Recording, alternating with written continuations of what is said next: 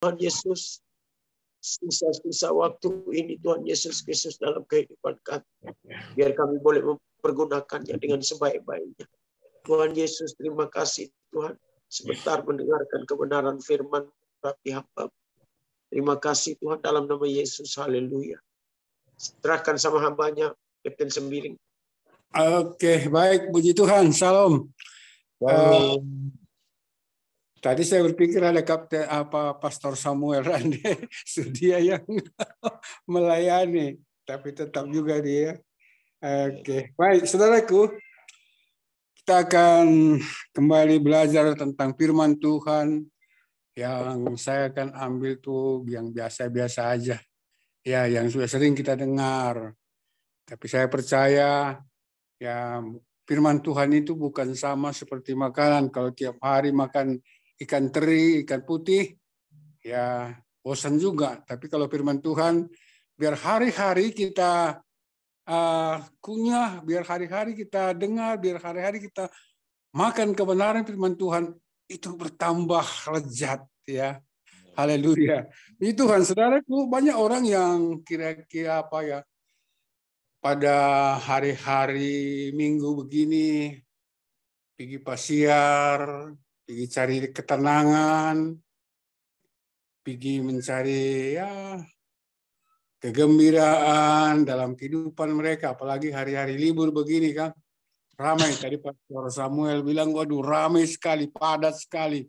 Ya, memang di mana-mana tempat wisata sekarang ini, waduh, cukup ramai.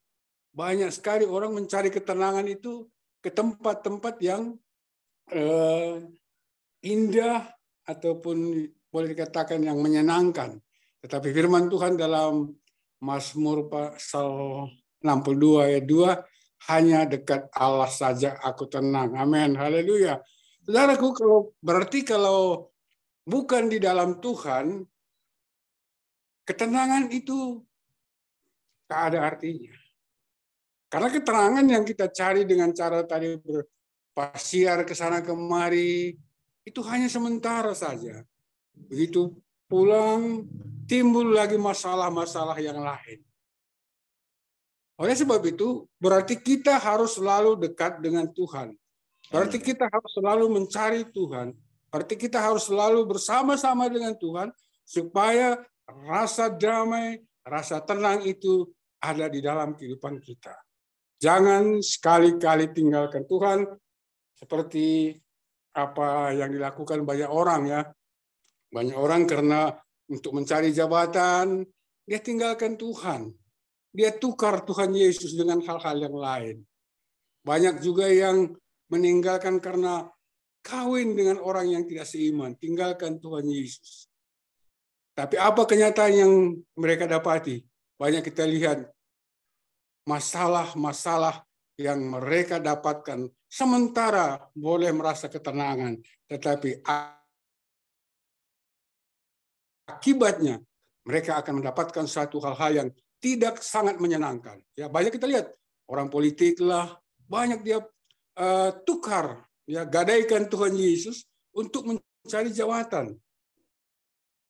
Tapi akhirnya kita melihat banyak hal-hal yang mereka alami, masalah lebih berat lagi, yaitu hanya dekat Allah saja aku tenang. Oleh sebab itu, firman Tuhan seperti yang kita akan baca hari ini dari Yohanes pasalnya yang ke-21.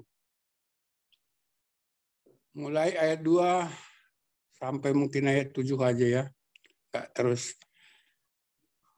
Yohanes pasal 21 ayat 2. Demikian firman Tuhan. Di pantai itu berkumpul Simon Petrus, Thomas yang disebut Didimus, Nathanael dari Kana yang di Galilea, anak-anak Yebedis, dan 2 orang murid yang lain. Setelah Tuhan Yesus mati, murid-muridnya ini kebanyakan kan para nelayan ini. Di sini ada berkumpul 7 orang nelayan-nelayan, pergi di pantai, lihat-lihat laut, lihat-lihat perahu mereka, dan tertarik kembali untuk kembali melakukan pekerjaan mereka. Karena mereka merasa bahwa Tuhan Yesus sudah mati, sudah meninggalkan mereka. Yang tadinya mereka berpikir bahwa murid-murid berpikir kalau Yesus itu jadi raja, maka murid-muridnya akan mendapat posisi yang sangat bagus, menteri-menteri kah atau apakah gitu ya. Pasti. Tapi kenyataan yang mereka hadapi, Yesus mati. Sehingga mereka kecewa. Kecewa berat sekali mereka. Lalu pergi mereka ke pantai, ke tempat mereka dulu bekerja, Simon Petrus. Ada 7 orang di sini ya. Ada 7 orang murid-murid Yesus yang nelayan-nelayan pergi kembali mencari ikan. Simon Petrus berkata, kata Simon Petrus kepada mereka, aku pergi menangkap ikan. Simon Petrus karena dia memang bekas nelayan, daripada nggak ada pekerjaan lain lagi, Tuhan Yesus sudah nggak ada, mari kita orang pergi mau menangkap ikan lagi. Yang 6 orang berkata, oh ya, saya juga ikut dengan kamu. Mereka berangkat. Murid-murid yang lain, ada 4 orang lagi nggak tahu di mana. Mungkin ada yang pulang kampung, ya. Ada yang lain tak kemana. Jadi yang 7 orang ini berkumpul di pantai, bercerita-cerita mungkin. Lalu daripada nggak ada pekerjaan lain, udah tinggalkan mereka, Tuhan Yesus, mereka pergi menangkap ikan. Dan apa kenyataan yang mereka katakan, kami juga pergi dengan engkau. Mereka berangkat lalu naik ke perahu, tetapi malam itu mereka tidak menangkap apa-apa. Perkataan Petrus, ajakan Petrus itu mempengaruhi 6 orang. Ya. Mempengaruhi mereka yang tadinya mereka entah berbincang-bincang bagaimana tentang Tuhan Yesus yang sudah mati. Kemudian Petrus, pergilah nangkap ikan. Yang 6 orang juga, kami juga ikut sama kamu dah. Biar sama-sama orang mau tangkap ikan, kembali jadi penjala ikan. Yang tadinya Tuhan Yesus katakan, kamu akan kujadikan menjadi penjala jiwa. Tapi ternyata mereka tinggalkan lagi pekerjaan mereka itu mencari penjala jiwa, kembali menjadi penjala ikan. Apa yang hasil mereka dapatkan? 1 pun tidak ada. Biarpun ikan teri, ikan kecil-kecil, nggak ada yang dapat. 1 pun nggak ada yang dapat. Nah ini, karena mereka kecewa, frustasi, tinggalkan Yesus, tinggalkan pelayanan mereka, nggak tahu mereka mau berbuat apa, mereka pergi menangkap ikan. Ketika hari mulai siang, Yesus berdiri di pantai. Akan tetapi murid-murid itu tidak tahu bahwa itu adalah Yesus. Mereka melihat Yesus berdiri di pantai, tapi mereka tidak mengenal itu Yesus. Karena apa? Karena pengenalan akan Yesus itu bagi mereka itu belum begitu mendalam. Walaupun sudah 3,5 tahun bersama dengan Yesus, mereka tidak mengenal Yesus pada saat Yesus datang ke tepi pantai. Kata Yesus kepada mereka, hai anak-anak, adakah kamu mempunyai lauk? Jawab mereka, oh kagak ada. Apapun nggak ada, kecewa kan? Nggak ada apapun yang dapat. Ya, padahal Tuhan Yesus menyapanya dengan penuh kerendahan hati, lembut. Tuhan Yesus berbicara, anak-anak, adakah lauk pauk ada padamu? Mereka bilang, nggak ada. Nggak dapat apa-apa, mau tanya lauk pauk lagi. Nah, seringkali kan kita manusia begitu. Karena merasa frustrasi, kita kecewa, apalagi tidak mendapatkan apa-apa, udah capek 1 malam, 1 ekor ikan pun nggak dapat. Ya, sehingga mereka berkata, nggak ada. Nah, kata Yesus kepada mereka, tebarkanlah jalamu di sebelah kanan perahu. Mereka melakukannya dan mereka mendapatkan ikan. Nah, kita melihat di sini bahwa kalau murid-muridnya meninggalkan Yesus pelayanan mereka. Karena Yesus mereka sangka mati dan sudah tidak bisa berbuat apa-apa. Apa yang mereka dapatkan, apapun nggak ada. Kita melihat banyak contoh-contoh seperti yang tadi. Di Alkitab ada Elimelek, orang Bethlehem. Kalau dia bilang sama dia istri, mari kita orang pergi ke Moab, sana banyak makanan. Mereka tinggalkan Bethlehem, satu keluarga, bersama dengan kedua anaknya, Mahlon dan Kilion.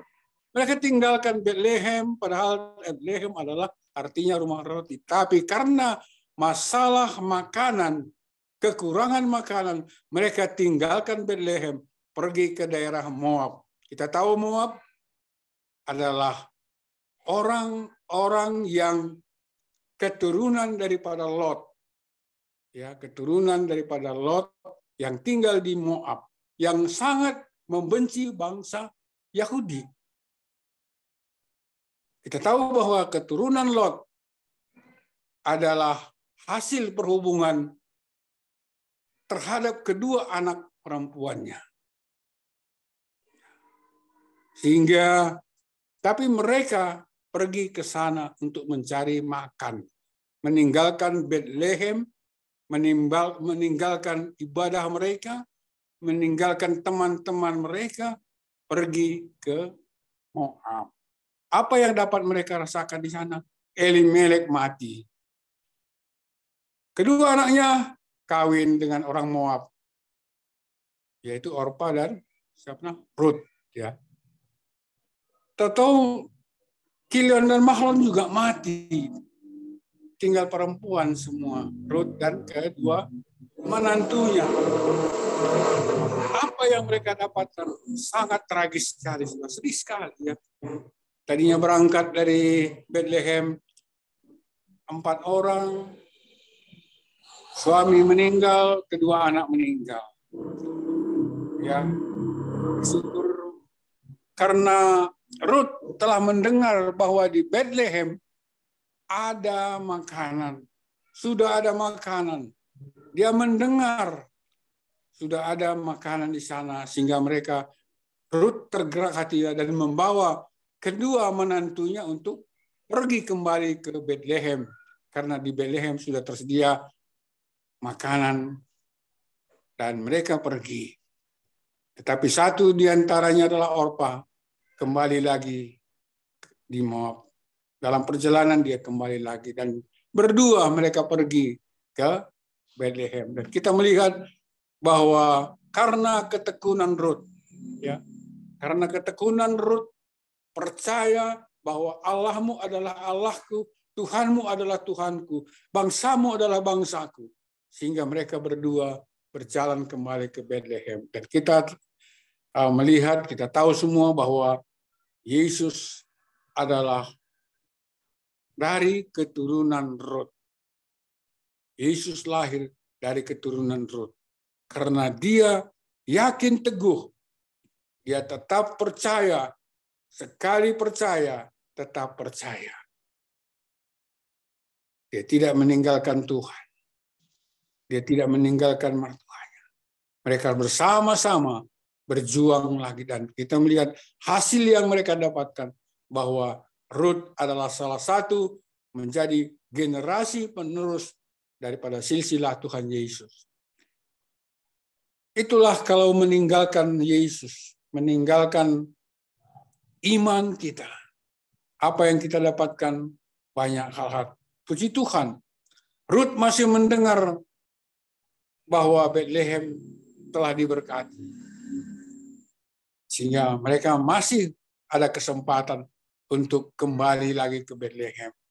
Ada banyak contoh-contoh di Alkitab, saudaraku. Ya, kita melihat bagaimana anak bungsu meninggalkan bapaknya dengan kekayaan, dengan duit yang begitu banyak, mencari kesenangan, mencari hal-hal yang rasanya indah. Tapi akhirnya yang dia dapat, makanan pun sudah ada. Sampai-sampai makan makanan babi. Itu pun dilarang. Itu karena dia meninggalkan Tuhan, meninggalkan Yesus. Padahal di rumah bapaknya begitu banyak makanan, tidak ada satu kekurangan.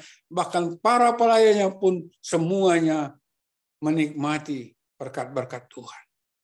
Tapi dia justru mengambil jalan sendiri, pergi tinggalkan bapaknya, mencari kesenangan dunia, karena dia merasa dia banyak duit, bisa pesiar kemana-mana, bisa dapat hal-hal yang diinginkan, tetapi itu tidak kekal, hanya sementara saja.